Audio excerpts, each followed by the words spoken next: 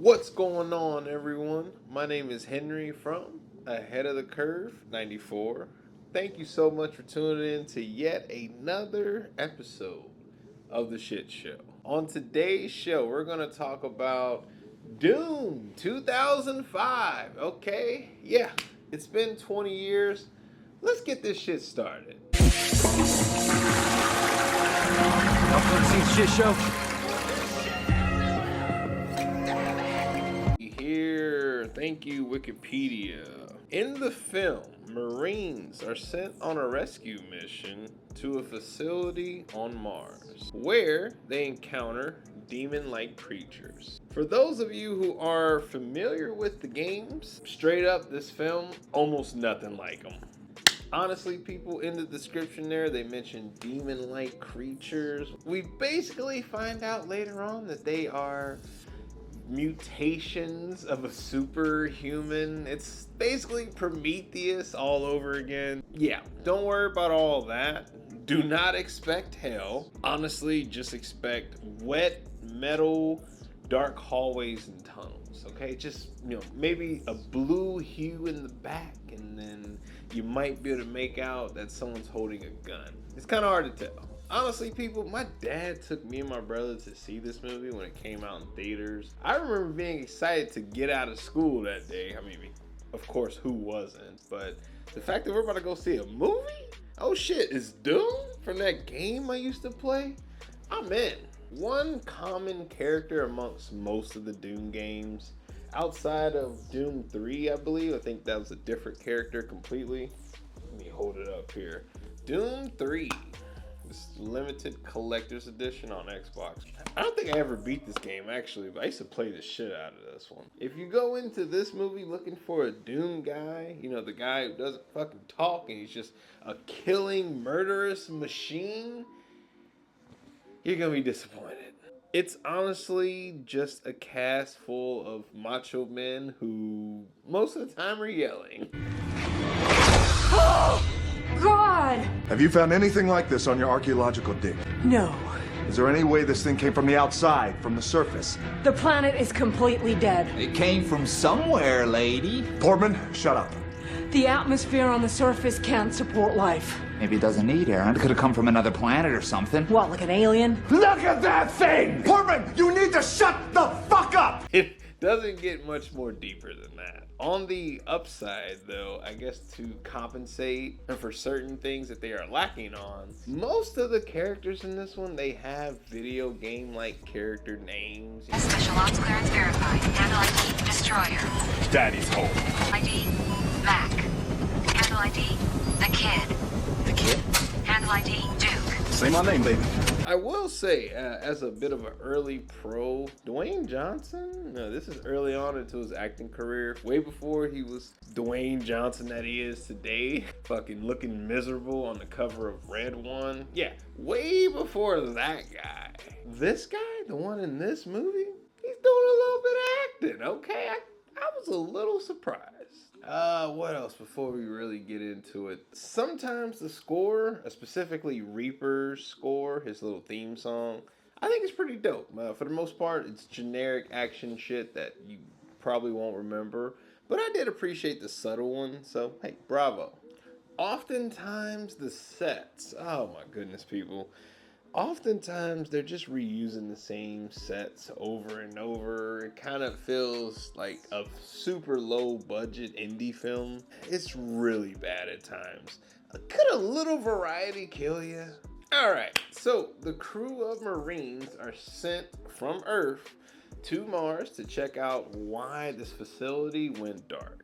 Okay, that's the gist of it. On Mars, Rosamund Pike's character, who is the sister of Reaper, or John, I might call him by one of many names. Apparently, those two are siblings. She's in charge. Immediately, people, once we're introduced to all this setup and the characters, I mean, really early on, one character named Duke, who, by the way, brother, keep it in your pants. This dude is like the horniest fucking character in this film. He's not a piece of shit at all, but save it for Portman's character, played by Richard Brake. He just we must know about his dick and his problems. Honestly, he shouldn't even be called Duke. I think I'm gonna call him Dick for the rest of the fucking movie, because that's all he thinks about.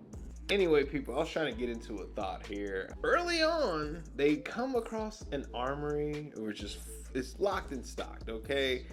Duke, the horny one, sorry people, he literally says, geez, they leave shit like this lying around. First of all, people, we know that's going to be awfully convenient for us later on when we need to stock up and gear up for the third act or whatever. Second of all, why wouldn't some of the scientists use some of this shit? You know, we never see like a fucking gun in the hallway next to a corpse. You know, there's not like, oh, this one was putting up a fight.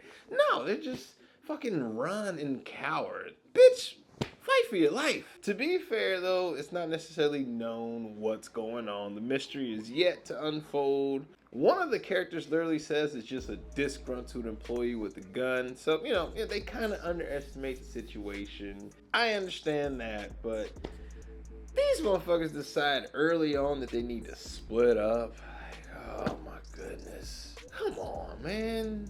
I've seen movies. You've seen movies. You don't split up.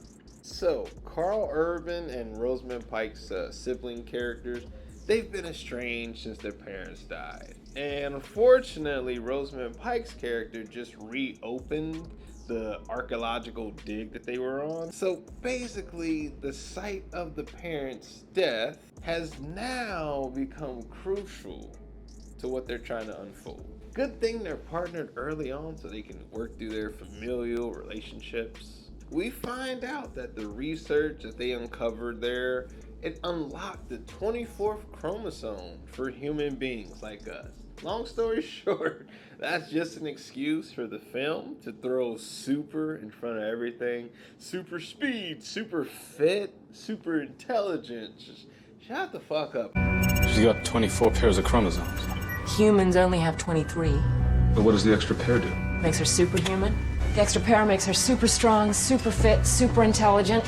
Why the fuck would that happen? I get it. Some of you end up looking like Steve Rogers, Captain America. The rest of you come out looking like Edward Norton's Hulk.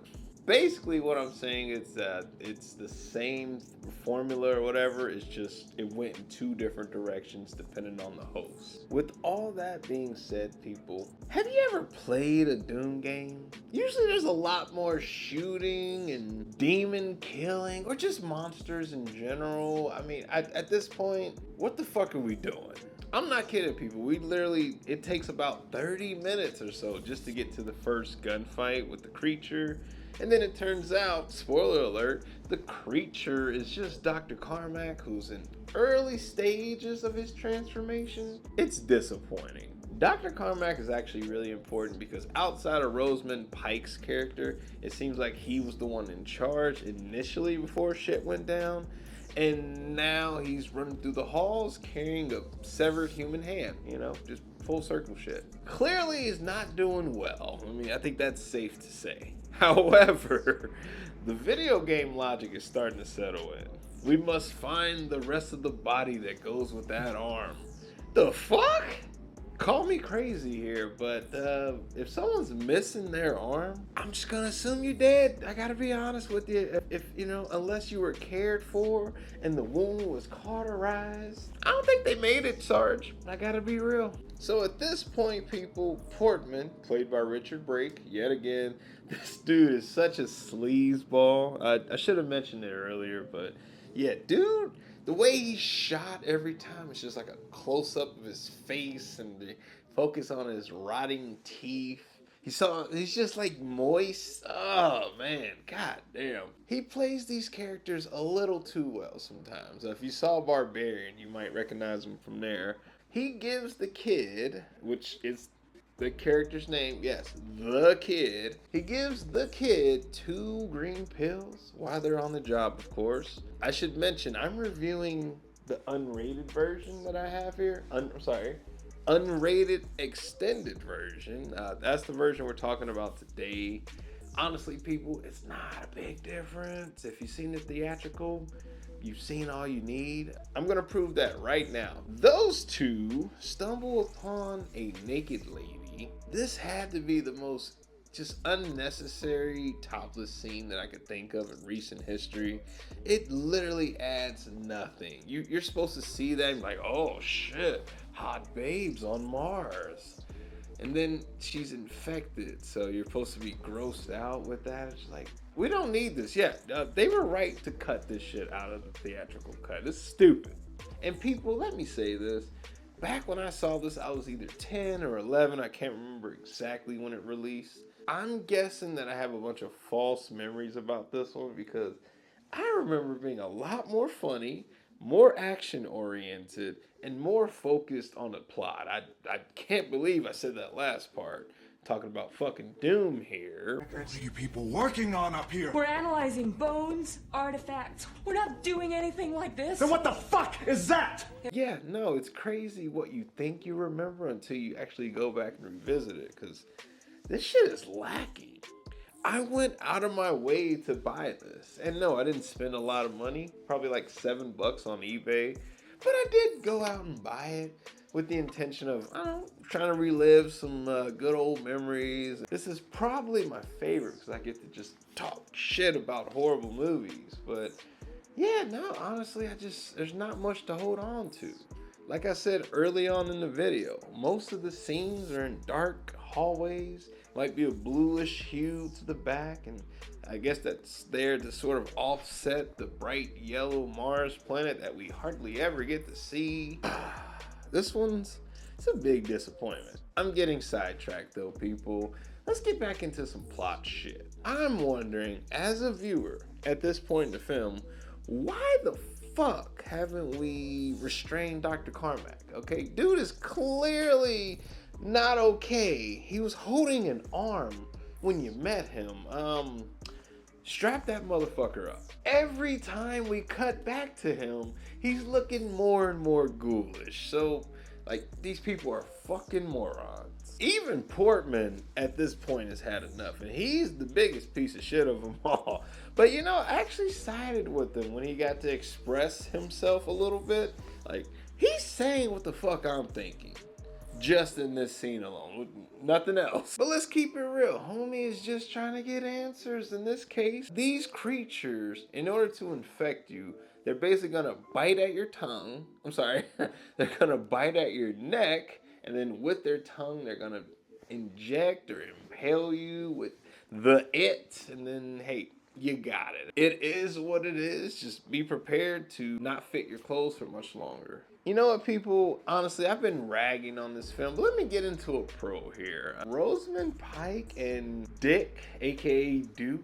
Dick's there trying to get some ass like usual. I will say, while that's going on, yeah, Rosamund Pike is over there inspecting, dissecting one of the infected corpse, and you know what? It's pretty gross. I will say the practicality of those effects are really good. It's just a shame that for the most part you don't get to see anything else really. And throughout the film, people, Dwayne Johnson, let me say, Sarge, as he's known as, he becomes more and more upset. He clearly cares about the lives of his crew, and he's just getting more and more intense. I hope he's doing all right. You know, must be under a lot of pressure.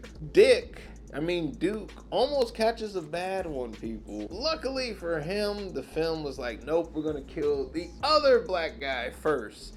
Dick will live on. So yeah, Destroyer catches a bad one. Portman catches a bad one while he's taking a shit. And it's stupid yet again because we don't really see the creature. We get the perspective of his gun cam. This is some cheap shit. And then the cherry on top is while Portman's dying, there's a white rat in the room. One character I didn't mention at all, Mac.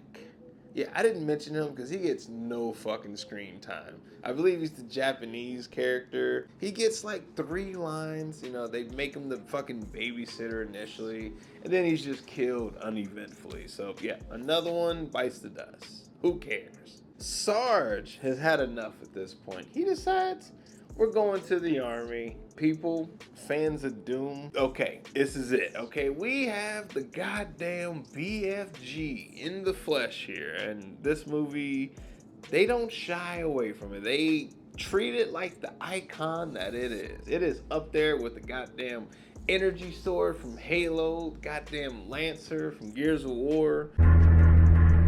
Big fucking gun. Oh shit. This thing fucking shreds more than a guitarist.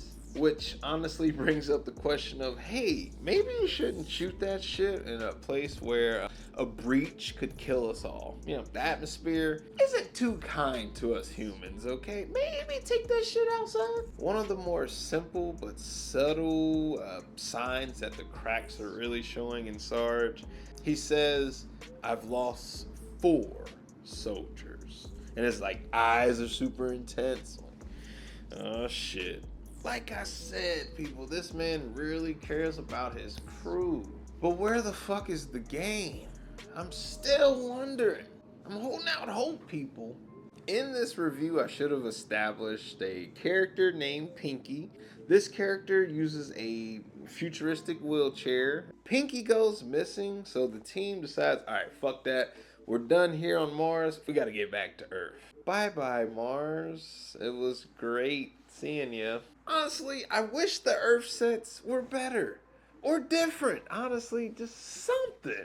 A little variety. I mean, am I asking for too much? I feel like I am. You know what? Move on. It turns out, people, Pinky is alive.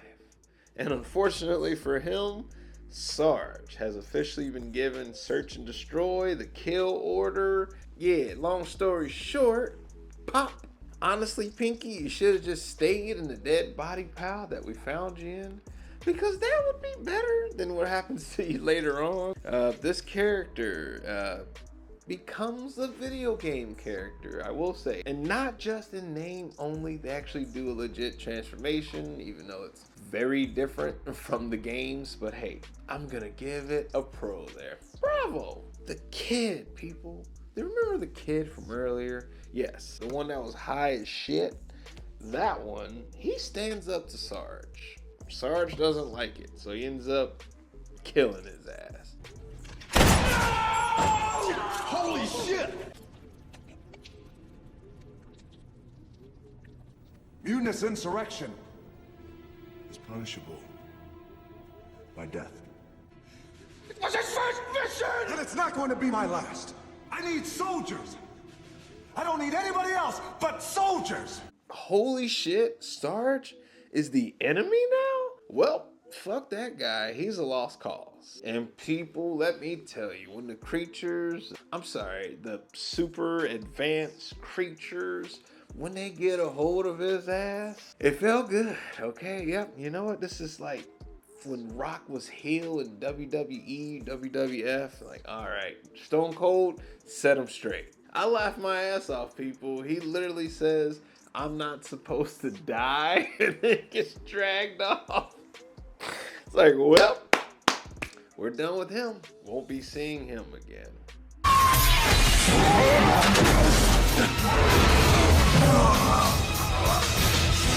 I'm not supposed to die. Duke is next to die, and he made it to the last 20-30 minutes, I guess. So, you know, hey, progress. I'm trying, people.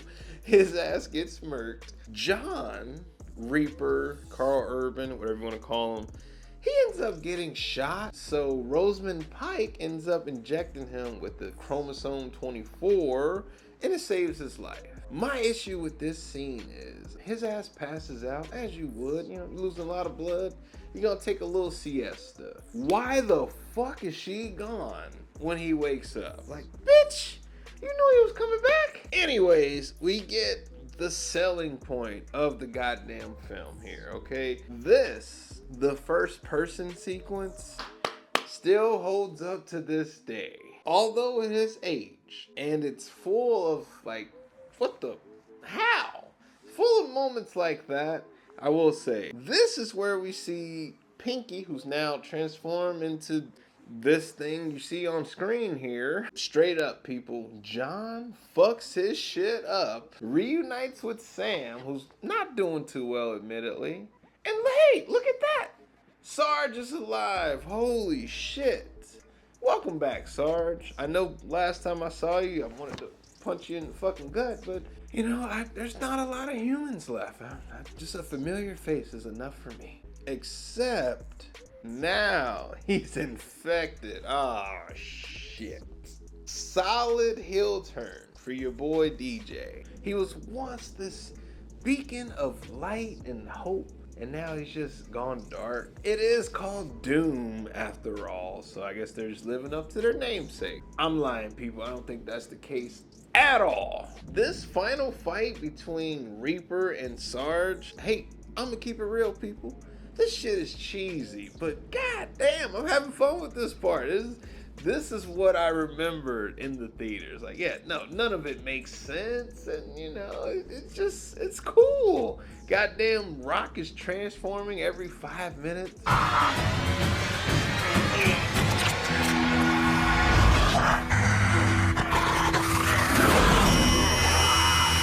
like the look of this shit, I will say. So, hey, you know, it's earning some points. It's just, it might be a little too late in the game. Or movie in this case. I really wish DJ was a villain in more of his projects, okay? Between this, Scorpion King, The Rundown, he was a good guy, but he was a bit of a dick as well. So, you know, he had a little bit of a bite to him. Yeah, remember those? And they also did a movie called Faster, which I think I will probably try to get to this year as well. That's right before he did Fast 5, became Luke Hobbs. It's a shame, people, because, you know, as much as we hate typecasting, like, for example, Giancarlo Esposito, he's usually cast as a bad guy. I'd have been okay with that run for DJ, I gotta be real with you. But, you know, he insists on being the good superhero, even when he was Black Adam. Like, by the end, you know, he has a kid sidekick or whatever, it's just like, whatever.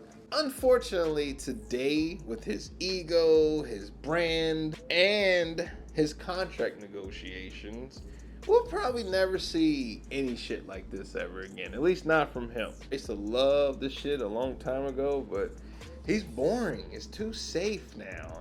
It's actually been that way for a long time. It just took people like me a while to see it.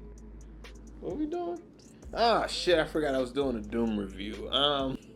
Reaper wins the fight. Yeah, let me get back to it. Just like the smooth transition here. Reaper wins the good fight against Sarge, and he sends him back to Mars via teleporter. Before he gets to do that, he pulls out a grenade, has a one-liner ready to go, and sends it off. That's it. No mas. Bye-bye, Mars. No mas. Wait, I'm saying it as if he destroyed the whole fucking planet. Reaper and Samantha, Rosamund Pike's character, he's carrying her in his arms as they're going up this elevator leading into the light. Almost home.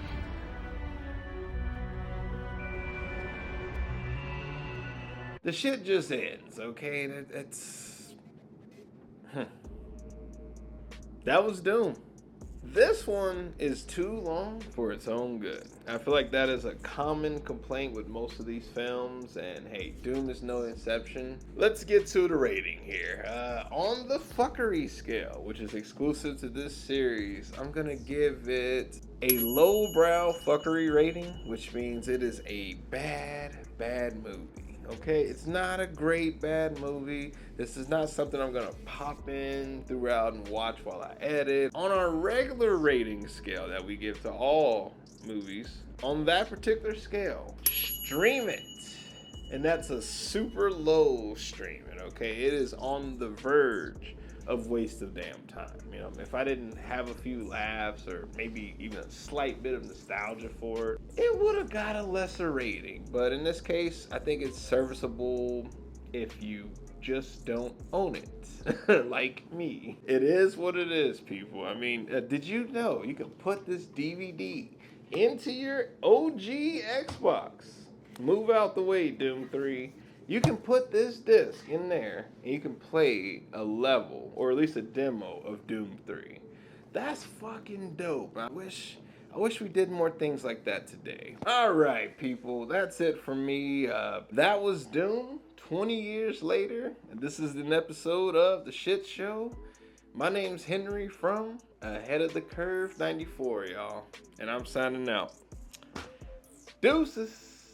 Hey, it's me again, the guy from the thing you just watched.